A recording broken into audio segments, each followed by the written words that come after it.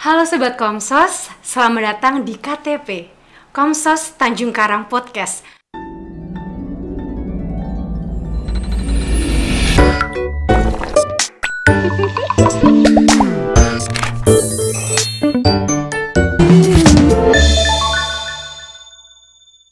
Bersama saya Veronica Desta Ardelia di channel YouTube Komsos Tanjung Karang. Seneng banget karena hari ini saya bisa menyapa sahabat Komsos sekalian, dan juga makin senang karena hari ini saya tidak sendiri. Saya ditemani oleh Romo dan juga salah satu orang muda Katolik yang akan membantu kita untuk memaknai pesan Bapa Suci di Hari Komunikasi Sosial Sedunia ke-56 yang akan kita rayakan pada tanggal 29 Mei 2022. Nah, ada pepatah mengatakan, tak kenal maka tak sayang. Nah, untuk itu mari kita kenalan dulu supaya kita semakin sayang antara satu sama lain ya. Oke Romo, selamat malam, Mbak. Selamat malam. Selamat malam, iya. Mbak. Sahabat Komsos, di sini ada Romo Alek ya. Beliau adalah Ketua Komsos Tanjung Karang. Nah, dan di sini kami akan, seperti yang telah saya katakan, akan menemani Sobat Komsos semua untuk memaknai pesan Bapa Suci di Hari Komunikasi Sosial Sedunia ke-56 ini. Oke. Baik Romo, sudah siap? Mbak Jade juga sudah siap? Gimana perasaannya hari ini? Gembira dong. Iya. Luar biasa. Luar biasa. Seperti hostnya juga. Semangat banget ya. Speaknya itu Semangat banget, iya. Sampai ngomongnya ngetrol-ngetrol gitu ya. Iya. Aduh. Dan di sini saya juga senang banget karena kedatangan tamu yang istimewa di sini ya. Oke Romo. Ya. Ketika membaca tema Bapak Paus itu kan keren sekali ya Romo ya. Temanya itu apa sih? Mendengarkan dengan telinga hati. Nah, kita nanti akan membahas ini, tapi sebelum membahas ini ada satu pertanyaan Romo. Ya. Nah, kerap saya mendengar Komsos nih kan, salah satunya Komsos Tanjung Karang. Nah, Romo, saya ingin tahu sebenarnya apa ini Komsos itu, Romo? Ya. Nah, Komsos itu sebenarnya singkatan dari Komisi Komunikasi Sosial. Sebenarnya kalau agak panjang lagi, Komsos, Komisi Komunikasi Sosial. Itu. Lalu apa itu Komsos? Pasti juga bertanya, apa sih Komsos gitu? Iya bener Romo, saya diundang ke Komsos ini jujur saja juga belum begitu memahami apa itu Komsos. Nah, Komsos itu singkatnya sebenarnya adalah ya dia komisi. Komisi nanti dibedakan dengan kalau ini levelnya keuskupan, kalau nanti di paroki itu ada yang namanya seksi. Ada namanya nanti seksi liturgi, ada seksi apa. Nah, komisi kalau levelnya keuskupan itu ya semacam apa ya, bagian-bagian perangkat di keuskupan yang tugasnya itu membantu karya penggembalaan Bapak Uskup. Apakah hanya komisi sosial? Enggak, ada banyak komisi. Ada komisi keluarga, ada komisi kerawam, kerasulan awam, ada komisi kateketik, ada komisi KKI, macam-macam. Banyak ya ternyata ya Romo ya. Komsos itu hanya Luar salah biasa. satu saja. Komsos adalah ya, salah satu. jadi perangkat atau kami ini ada untuk membantu karya penggembalaan Bapak Uskup di suatu keuskupan, atau juga ada di KWI, Komsos KWI, maka levelnya dia nasional. Gitu kurang lebih. Begitu ya Romo. Ya. Jadi tahu sekarang ya Komsos itu apa. Ternyata dia adalah salah satu wadah untuk Perangkat membantu lah ya, perangkat untuk keuskupan. Ya. Oke, begitu Romo. Nah terus tadi kan Romo mengatakan bahwa Komsos ini ada di keuskupan ini ya Romo ya. Nah sebenarnya kenapa harus ada Komsos itu? Terus kemudian tujuan dari diadakannya ada Komsos itu apa?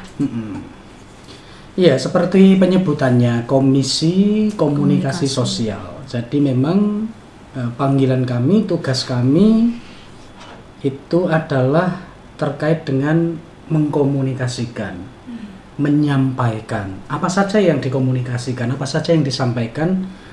Ya hal-hal apapun itu yang terkait dengan entah itu pengajaran gereja, entah itu semacam tanda kutip pengumuman-pengumuman mungkin dari gereja, ya kami bisa menyampaikan itu kepada umat secara internal dalam gereja Katolik maupun juga kepada eksternal di luar gereja Katolik. Nah, khusus di keuskupan kita di Tanjung Karang ini, kita punya paling tidak ada 4 unit di bawah Komsos Keuskupan Tanjung Karang. Itu ada radio Suara Wajar, tempat saat ini ya, kita sedang take video atau tempat take hari ini merecord. Lalu juga ada majalah Nuntius, itu majalah keuskupan juga yang dikelola oleh keuskupan, tetapi memang masa pandemi ini memang agak belum bisa terbit karena 1 dan 2 hal. Tetapi dalam waktu dekat ini akan kita usahakan untuk terbit lagi karena itu sangat penting. Wadah komunikasi antar umat di paroki dan keuskupan. Lalu ada juga website keuskupan. Itu juga penting sekali untuk memberi informasi kepada umat maupun kepada pihak luar yang ingin mengetahui gereja keuskupan Tanjung Karang ini ada apa saja. Itu ya, tadi udah berapa tadi? 3. Ada website, ada radio, ada majalah. Satu lagi itu namanya Dokpen. Dokumentasi dan penerangan. Nah, itu juga salah satu unit di bawah Komsos yang ya di sana dibuat, didokumentasikan kegiatan-kegiatan termasuk ada dokumen-dokumen gereja mereka yang bertugas. Nah, teman-teman di Dokpen yang memperbanyak lalu menyebarkan kepada paroki-paroki ataupun unit pastoral. Itu kurang lebih, Mbak Desta. Mbak Cidi sudah semakin paham nih ya tentang Komsos ya. Jadi besok kalau ditanya lagi udah semakin mengerti, nggak cuma kepanjangannya aja Komsos itu ya, tapi lebih bisa lebih ngerti lagi lah pokoknya. Nah, saat ini kita beranjak lah Romo ya ke pembahasan yang utama. Tadi tema komunikasi sosial sedunia tahun ke-56 ini mendengarkan dengan telinga hati. Karena hari ini bertepatan dengan Hari Komunikasi Sosial Sedunia. Nah, menurut Romo itu sepenting apa sebenarnya komunikasi sosial ini? Kok sampai ada event atau perayaan Hari Komunikasi Sosial Sedunia, Romo? Dan mungkin Romo bisa menceritakan sejarah dari komunikasi sosial sedunia ini. Ya. Jadi pertanyaan ini juga keren ya. Sepenting apa sebenarnya sampai ada Hari Komunikasi Sosial Sedunia? Lalu yang kedua tadi soal sejarah. Ya, penting sekali karena memang kita tahu bahwa soal komunikasi ini kan kalau kita secara logika aja ya, komunikasi itu sesuatu hal yang sangat mendasar bagi kita manusia. Mulai dari bangun tidur sampai tidur lagi, itu kan kita nggak mungkin hanya diam saja, ada komunikasi. Artinya ini sesuatu yang memang penting, krusial. Itu dari situ kita sudah, oh ya penting ya ternyata ini kita perhatikan. Dan gereja memang kalau kita lihat dalam sejarah itu punya rangkaian peristiwa di mana kita bisa menyimpulkan oh ternyata gereja memang punya passion memperhatikan secara khusus bidang komunikasi ini. Nah, kalau kita lihat sejarahnya memang itu sudah sejak eranya Bapak Suci Paulus ke-6 itu sudah ada yang namanya Hari Minggu Komsos Sedunia. Saat itu 7 Mei 1967 temanya adalah Gereja dan Komsos. Tahun 1967 itu sudah ada Hari Komsos. Lalu kemudian ya Paulus ke-6, lalu nanti ada satu tonggak lagi di Vatikan itu didirikan yang namanya Komisi Kepausan untuk Studi dan Evaluasi Gerejani tentang film yang terkait aspek religius dan moral. Lalu kalau kita runut terus memang pada tanggal 16 Desember 1959 ketika Paus Yohanes ke-23 itu mendirikan Perpustakaan Film Vatikan. Perpustakaan film. Lalu kerasulan itu semua ya berarti ya. Iya, saya membayangkan, saya juga belum pernah ke sana ya. Tapi kurang lebih saya membayangkan di situ karena film itu kan audiovisual juga sebagai salah satu sarana untuk mewartakan nilai-nilai Injil ya, dan itu sudah diperhatikan oleh Gereja Katolik sejak 1959. Lalu kerasulan itu menelurkan ide pembentukan sekretariat persiapan untuk media massa dan dunia hiburan itu tahun 1960 dengan surat apostolik Motu Proprio Superno Dei Nutu. Lalu ini nanti komisi ini yang kemudian memainkan peran penting nanti ketika Konsili Vatikan kedua lahir dekret Intermirifica pada masa Paus ke-6. Dan dekret itulah sebenarnya yang menjadi begitu penting bagi kerasulan Komsos sekarang saat ini, dan itu memang menjadi rujukan penting kalau kita mau berkarya merasul di bidang media sosial lalu juga komunikasi sosial. Ini wajib dibaca terus sampai ya memang Dewan Kepausan sempat untuk Komsos itu sempat ditutup oleh Paus Fransiskus pada Maret 2016, tetapi sebelumnya itu Paus sudah mendirikan semacam sekretariat untuk komunikasi melalui Statuta Motu Proprio yang mengambil alih fungsi Dewan Kepausan untuk Komsos.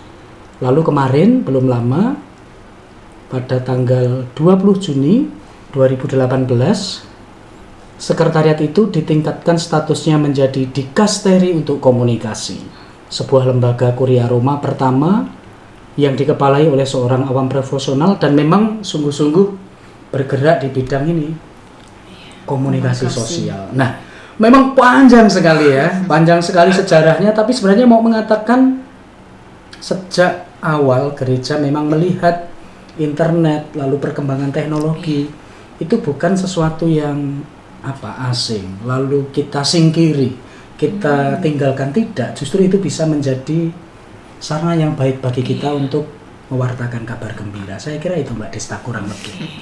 Jadi gereja sangat terbuka dengan perkembangan itu sekali. Ya Romo ya, mengambil sisi positif yang bisa digunakan. Ya.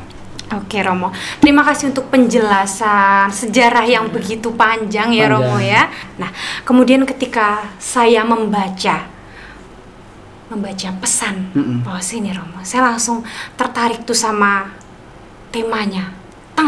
Kayaknya nih temanya itu menarik dan sangat dalam gitu ya.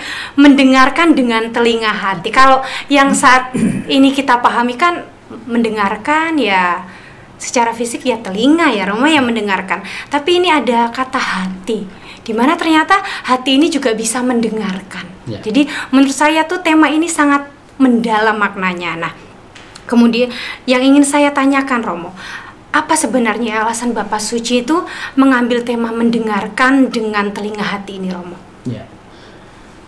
Ya hari-hari ini untuk menjawab pertanyaan itu ya, sebenarnya di YouTube Komsos KWI sudah tayang video dari saya kira wawancara dengan Romo Agung, lalu ada Profesor Indrajit juga Ibu Lisa Arianto ya. Itu menarik juga untuk kita bahas juga. Artinya untuk menjawab pertanyaan Mbak Desta tadi, mengapa sih memakai telinga hati? Telinga itu kan di sini kan. Mengapa kok hati dan telinga itu dikaitkan? Nah, saya kira memang saya setuju dengan apa yang dikatakan Romo Agung di video itu, bahwa kita melihat, mengalami dan merasakan kecenderungan manusia ya, kecenderungan manusia sekarang ini yang entah sadar atau tidak sadar itu cenderung untuk mengalahkan yang lain, cenderung untuk kalau istilahnya Thomas Hobbes itu seorang filsuf itu adalah homo homini lupus. Jadi manusia itu serigala untuk sesamanya, untuk manusia lain. Jadi kayak yang lain itu ada ya bisa saya manfaatkan begitu, bisa saya makan gitu kan. Jadi dalam hal mendengarkan juga begitu. Jadi orang susah mendengarkan yang lain secara tulus, secara jujur. Atau ketika mendengarkan pun nanti itu dalam rangka supaya saya bisa membalas. Saya dengarkan Mbak Christine nih. Tapi supaya apa nih kira-kira yang saya siapkan argumen supaya nanti dia kalah gitu kan dalam suatu debat argumen. Jadi tidak ada, atau mungkin cenderungnya kita ya mengalahkan orang lain. Jadi pilihan untuk sama-sama menang, memahami situasi orang, lalu kita sama-sama menang dan sama-sama puas. Dalam suatu komunikasi itu dirasa barangkali itu yang kurang saat ini. Saya kira itu sementara Mbak Desta. Oke. Ini boleh diminum dulu. Oh ya, boleh ya. Mbak Cede ya. Memang dari tadi Mbak Christine diminum dulu. boleh. Biar Terima semakin kasih. rileks gitu. Iya, iya, iya. Wah, seger. Sekarang ini untuk Mbak Christine ya, mau tanya saya nih. Boleh. Mbak Christine sudah membaca pesan Bapak Suci ini? Ya sudah saya baca Sudah tadi, Mbak. dibaca Tapi ya? belum semuanya. Belum. Memahami aja. Nah, saat membaca pesan dari Bapak Suci ini, kesan pertama yang Mbak Cede alami itu apa ya, Mbak ya? Kesan setelah baca ini ya Bu Desta ya. Mm-mm. Menarik ya, dari judulnya saja mendengarkan dengan telinga hati. Hati itu punya telinga. Saya juga heran ya, kok hati itu punya telinga ya. Iya. Ternyata telinga tuh nggak hanya nempel di kepala kita sini ya, ternyata ada di hati juga. Nah, ada yang satu yang saya suka ini, mendengarkan dengan telinga hati sebagai pendengaran yang baik. Kita sebagai manusia itu terkadang susah untuk mendengarkan satu sama lain itu. Mendengar dengan mendengarkan itu kan berbeda ya. Iya. Kesan saya tuh kalau mendengar nih, saya mendengar Mbak Desta ngomong saya dengar, tapi belum tentu saya merasakan apa yang Mbak Desta omongin itu. Tetapi kalau mendengarkan itu sudah pasti saya mendengar apa yang Mbak Desta bicarakan dan saya akan menjawab apa, saya merasakan apa.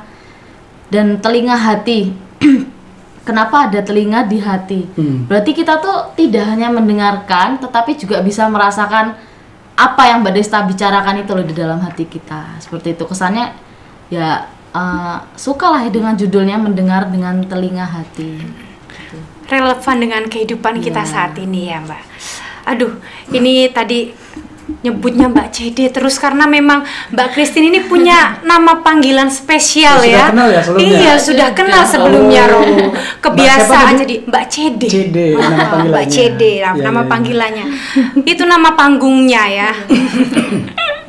Oke, baik, tadi kita sudah mendengarkan bagaimana apa yang melatar belakangi pemilihan tema ini. Kemudian kita juga sudah mendengarkan dari Mbak Cede kesannya ketika membaca pesan dari Bapak Paus Fransiskus ini. Nah, lanjut Romo, ini Ya. untuk pertanyaan ke Romo lagi ya Romo, jangan bosan-bosan untuk menjawab ya Romo ya, Ya, siap. karena banyak tanya. Nah, di sini saya ingin Romo mungkin menegaskan poin-poin penting dalam pesan itu Romo, biar saya juga mengerti begitu Romo. Ya. Dan juga tentunya sobat Komsos di mana mereka berada juga semakin paham. Ya, baik. Terima kasih Mbak Desta. Pesan Bapak Suci Paus Fransiskus pada Hari Komunikasi Sosial yang ke-56 ini memang secara umum ini ajakan untuk tadi seperti dikatakan Mbak Christine, tidak hanya mendengar. Dan itu memang disebut ya Mbak ya. Tidak hanya mendengar tetapi juga disebut mendengarkan. Rupa-rupanya ada perbedaan ya. Beda. Mendengar dan mendengarkan, dan memang ini berbeda. Mendengar itu nuansanya memang tanpa hati, tanpa benar-benar orang hadir terlibat sepenuhnya. Nah, Paus Fransiskus mengusulkan kita mendengarkan. Mendengarkan itu ada kesan kita sungguh-sungguh terlibat, tidak hanya simpati tapi akhirnya orang berempati dengan seseorang, bisa merasakan apa yang dirasakan. Mbak Desta bercerita sesuatu dari gestur seseorang, apakah orang itu mendengarkan dengan serius itu kan? Nah, Mbak Desta sekarang sungguh-sungguh sedang mendengarkan saya berbicara, Iya, Romo, saya memperhatikan mendengarkan. saya. Ini sungguh-sungguh, ya sampai pesannya ke saya bahwa saya sedang diperhatikan, gitu kan? Iya. Beda kalau saya ngomong, lalu Mbak Desta sambil lihat-lihat, iya Romo kan enggak. Sambil enggak main sampai. HP gitu Main ya, HP Romo, gitu biasanya. kan. Nah, ini hal-hal konkret terkait dengan mendengar dan mendengarkan. Kita diundang oleh Bapak Suci untuk mendengarkan, bisa terlibat dengan orang yang kita ajak berkomunikasi. Itu yang pertama secara umum. Lalu Bapak Suci juga sangat menekankan tentang mendengarkan itu sebagai syarat komunikasi yang baik. Ada beberapa kalimat bisa saya kutip. Dikatakan Bapak Suci demikian, mendengarkan orang yang ada di depan kita bertatap muka dan mendengarkan orang lain yang kita dekati dengan keterbukaan tulus, percaya diri dan jujur merupakan hal yang secara khusus membuat komunikasi menjadi baik dan sepenuhnya manusiawi. Seperti tadi saya kasih contoh tadi. Dan Bapak Suci benar-benar mengatakan secara ya langsung ya di teks itu. Nah ini, tapi juga Bapak Uskup mengingatkan kita, menarik. Ada jenis pendengaran yang tidak benar-benar mendengarkan, ya kan? Hati-hati nih. Tetapi malah kebalikannya, apa tuh? Membicarakan iya. Satu kata, nguping, menguping, gitu kan? Itu mendengarkan juga atau pendengaran, salah satu jenis pendengaran, tapi itu negatif ya, ngupingnya. Nah ini saya lanjutkan. Dalam kenyataan, menguping dan memata-matai yang mengeksploitasi orang lain untuk kepentingan diri sendiri menjadi godaan yang selalu ada dan tampaknya menjadi lebih akut di era jejaring sosial sekarang ini. Saya kira ini sangat relevan banget ya ketika baca ini. Saya manggut-manggut juga. Iya sih. Sesuai dengan kehidupan kita. Gitu loh. Artinya ini kecenderungan kita di masa-masa ini, apalagi di era medsos, menguping pembicaraan orang, bahkan kalau bisa merekord, lalu kita sebarkan tanpa sepengetahuan orang, diviralkan kan tanpa izin, tanpa apa. Nah itu tadi, mendengarkan itu syarat komunikasi yang baik, jangan hanya mendengar. Dan bedanya tadi sangat jelas. Lalu selanjutnya tentu pesan Bapak Suci ini juga ditujukan ajakan untuk khususnya para pegiat komunikasi sosial, khususnya jurnalis, supaya ya kembali diingatkan keutamaan-keutamaan untuk mendengarkan, meliputi kalau kita ingat yang tema tahun lalu itu datang dan melihat. Nah, artinya apa? Cross check gitu kan. Artinya cross check ya, kalau ada fakta berita apa begitu ya kita harus cross check apakah itu sungguh-sungguh benar gitu kan.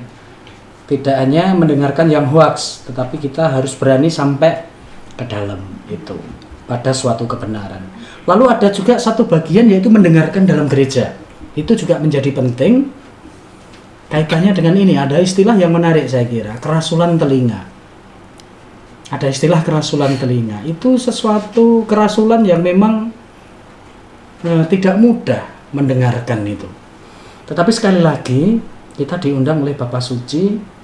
Itu kerasulan telinga ini menjadi sesuatu yang penting, atau mendengarkan itu sesuatu yang sangat penting untuk mereka yang ya barangkali punya pergumulan hidup yang tidak mudah. Sekedar didengarkan begitu, itu sudah menjadi obat yang luar biasa. Itu, dan bagian mendengarkan dalam gereja ini sangat relevan khususnya ketika kita saat ini sedang punya gawe besar gereja universal dengan yang namanya sinode. Dan di keuskupan kita kan sudah bergulir juga ya. Besok tanggal 3-4 Juni itu kita sudah pleno akhir di keuskupan. Prosesnya sudah berjalan. Nah, dalam sinode ini mustahil saya kira kita bisa melakukannya kalau kita tidak mendengarkan, saling mendengarkan di antara umat, karena memang Bapak Suci butuh masukan dari kita tentang gereja kita saat ini bagaimana. Saya kira itu Mbak Desta, kurang lebih isinya. Iya, Romo, terima kasih. Tadi saya agak tertarik sama kata-kata Romo yang gimana tadi, mendengarkan itu bisa menyembuhkan, Romo. Yeah. Nah, rupa-rupanya itu juga saya alami gitu, Romo ya. Ini. Mendengarkan. Enggak, memang menurut saya kata-kata ini memang benar ya, bahwa dengan mendengarkan itu bisa menyembuhkan. Kadang orang yang sedang luka hati dia hanya butuh untuk didengarkan, begitu Romo. Hanya butuh didengarkan. Dan diberi nasihat itu nggak perlu. Iya, nggak perlu. Hanya didengarkan saja. Karena sebenarnya ketika dia sudah meluapkan apa isi hatinya itu sudah ada kelegaan di dalam dirinya. Nah itu. Oke Romo, terima kasih. Ya. Nah selanjutnya tadi juga dalam pesan itu ya Romo, dalam pesan itu ada dikatakan bahwa dalam kehidupan itu masih ada yang kehilangan kemampuan mendengarkan orang-orang sekitar.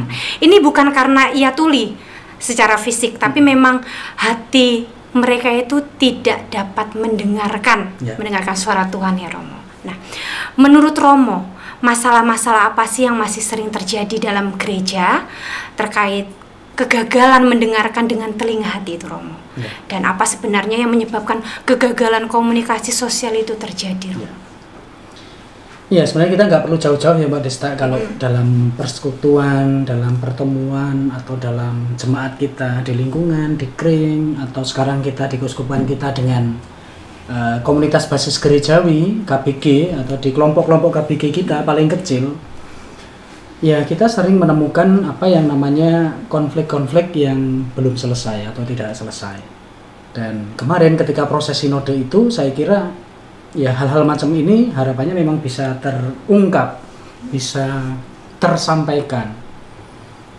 Ya, konflik yang tidak terselesaikan, yaitu saya kira akarnya adalah karena kita tidak bisa mendengarkan yang lain. Saya bisa membayangkan, atau kita mungkin bisa membayangkan, kalau dalam suatu lingkungan, dalam suatu KBG katakanlah begitu, ada suatu event lalu harus menemukan kesepakatan, lalu masing-masing punya ide, ya selalu ada 5 orang katakanlah. KBG kan kelompok kecil ya, di lingkungan itu dibagi-bagi lagi. 5 orang punya 5 ide, itu kan gimana kalau tidak ada usaha untuk saling memahami, mengerti, lalu mencoba mana ini yang dari semuanya bisa kita laksanakan, entah menurut prioritas, entah menurut apa. Ya kalau bisa menerima kalau ideku tidak dipakai dan sebagainya, artinya kita berusaha untuk mendengarkan. Nah, konflik-konflik yang seringkali tidak terselesaikan dengan baik, pertama karena kita kurang mendengarkan dengan baik. Termasuk juga ya kalau ada orang yang mungkin sakit hati atau apa, mencoba ingin kembali lagi, ingin bercerita, baru mau cerita sudah dihakimi kan, terus gimana? Ya kita kurang mendengarkan lagi di situ. Artinya bukan hal-hal besar sih akarnya, yaitu tadi akarnya sebenarnya mendengarkan itu tadi. Dan itu masalah-masalah yang sangat dekat dengan kita dalam kebersamaan kita. Di kerjaan saya kira, di kampus juga banyak sekali terkait dengan itu ya. Benar sekali. Iya nggak sih? Itu saya kira. Jadi sebenarnya itu dari kemauan ya, Romo. Betul. Ya. Ketika memang orang tidak mau untuk mendengarkan, ya memang itu penyebabnya ketidakmauan itu. Ya. Oke. Nah ini untuk Mbak Cede sebagai orang muda. Aduh, Mbak Cede ini ngomongnya ya kebiasaan ini Mbak Panggungnya. Christine ya. Ketika Anda berkomunikasi dengan teman-teman itu, apakah komunikasi itu mengedepankan mendengarkan dengan hati itu sudah terwujud, Mbak? Terkadang sudah terwujud Mbak Desta, tapi juga terkadang tidak gitu loh. Kadang ada kita bercerita sama orang, didengar tapi dia asik sendiri gitu. Kadang kayak saya kesel ya kalau lagi cerita sama temen itu, Dikacangin iya, tahu nggak sih aku lagi kesel sama ini nih, tapi dia asik main HP. ya. Benci banget kan kayak gitu. Nah, ada juga yang mendengarkan tapi ngasih saran gitu. Lebih dekat ke keluarga sih kalau tentang cerita-cerita didengarkan dengan baik. Tapi kalau temen ada yang enggak gitu. Tapi terkadang kalau anak muda zaman sekarang tidak ada yang mendengar, dia bercerita di sosmed. Rata-rata zaman sekarang menceritakan apa yang dialami hari ini, apa kesusahannya. Dia lebih lega cerita di sosmed karena nanti kan ada tanggapan dari orang-orang lain. Kalau orang muda zaman sekarang senang diperhatikan di sosmed daripada di kenyataannya gitu. Kalau Mbak Cede lebih senang diperhatikan di sosmed apa di kenyataan ini? Dua-duanya. Dua-duanya. Ya, itu tadi juga itu salah satu komunikasi orang muda zaman sekarang ya Mbak Cede ya. Curhat di sosmed.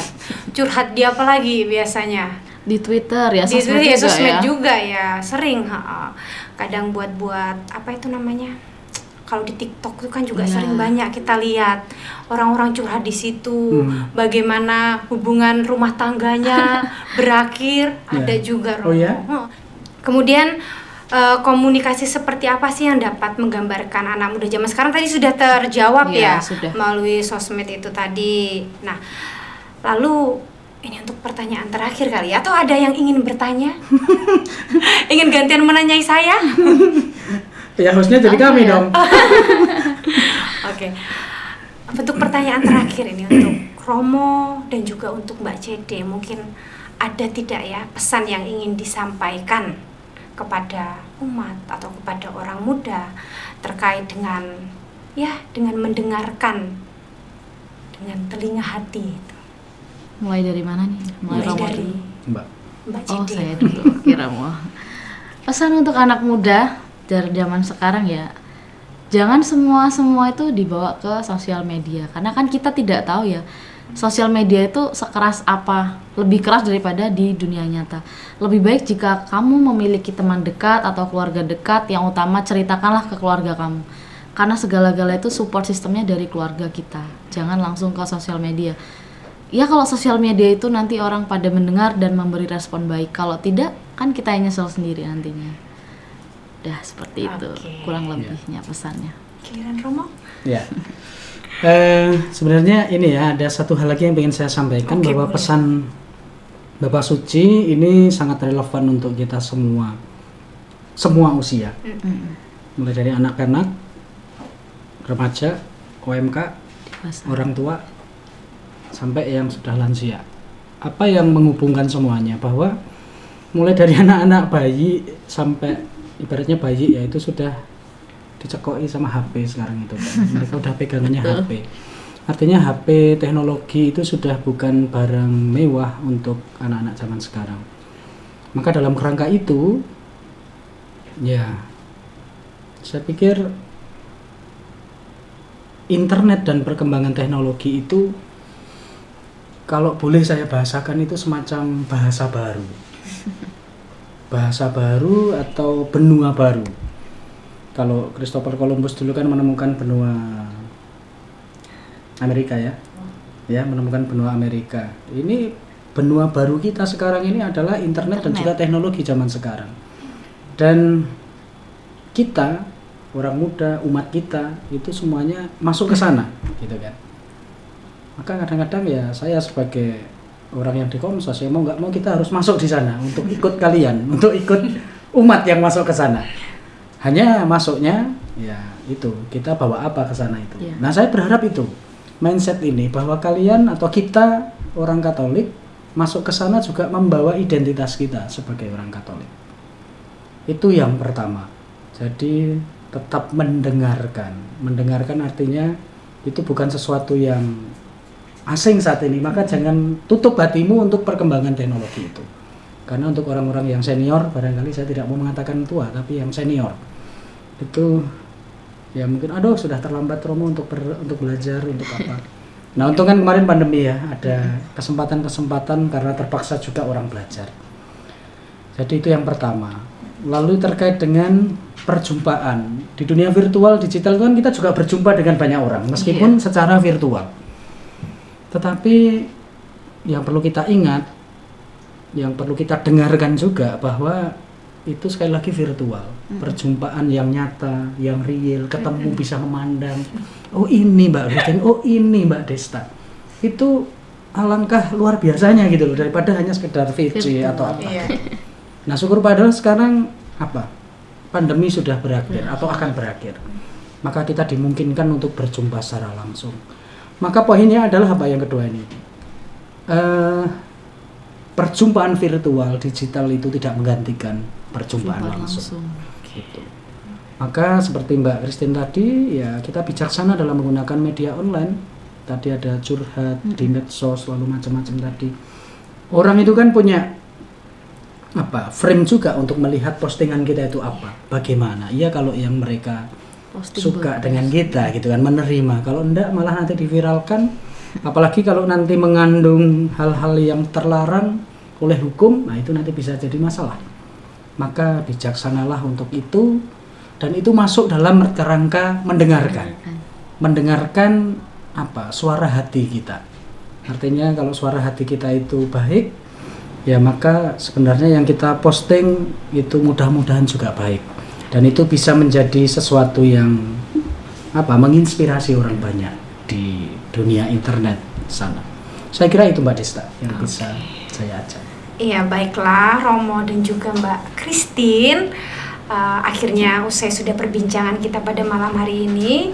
Tadi kita mulai membahas apa itu sebenarnya Komsos, di mana Komsos tadi perangkat pengembalaan ya Romo ya, yang membantu keuskupan ya. Nah itu tadi Komsos. Kemudian kita juga berbicara banyak tentang pesan Bapak Suci Fransiskus di Hari Komunikasi Sosial Sedunia ke-56 ini. Tadi sudah dijelaskan panjang oleh Romo ya, poin-poin penting itu. Kemudian bagaimana juga kita sudah mendengarkan penjelasan tentang mendengarkan dengan hati, dan saya rasa mendengarkan dengan hati ini tidak hanya sampai kepada simpati ya Romo, itu tadi sampai ke empati, bahkan sampai aksi mungkin ya Romo. Karena ketika kita mendengarkan dengan hati itu mungkin akan ada muncul perasaan di mana kita bisa melakukan tindakan untuk orang yang sedang bercerita itu. Nah, oke Sobat Komsos dimanapun Anda berada, semoga apa yang kita bincangkan malam ini, lebih-lebih penjelasan dari Romo Alek dan juga sekaligus sharing dari Romo dan Mbak Christine sungguh dapat kita pahami dan kita maknai, dan akhirnya kita akan sampai pada aktualisasi untuk mendengarkan dengan telinga hati, mampu menunjukkan aksi dan tidak berhenti hanya pada mendengar. Nah, ada kata-kata yang ingin saya sampaikan. Kata-kata ini juga ada dalam pesan Bapak Suci. Jangan menaruh hatimu di telinga, tetapi taruhlah telingamu di dalam hatimu. Nah, Sobat Komsos, kita akan bisa mendengarkan apa yang diceritakan oleh orang lain jika kita terlebih dahulu mendengarkan yang paling dekat dengan kita, yaitu diri kita sendiri. Kita akan mampu berhubungan dengan orang lain dan dengan Allah sendiri saat kita bisa mengaktifkan hati kita itu. Semoga kita semua yang mendengar suara Tuhan sungguh terpanggil hatinya untuk menebarkan kasih kepada sesama, dimanapun dan di situasi apapun. Akhirnya sahabat Komsos, usai sudah perbincangan kita pada malam hari ini, terima kasih Romo Alek, terima kasih Mbak Christine sudah berkenan hadir untuk sharing banyak hal. Dan terima kasih untuk kebersamaan kita semua, sahabat Komsos yang setia dalam perbincangan pada malam hari ini. Sampai jumpa di kesempatan berikutnya. Tuhan memberkati kita semua. Terima kasih. Terima kasih semuanya.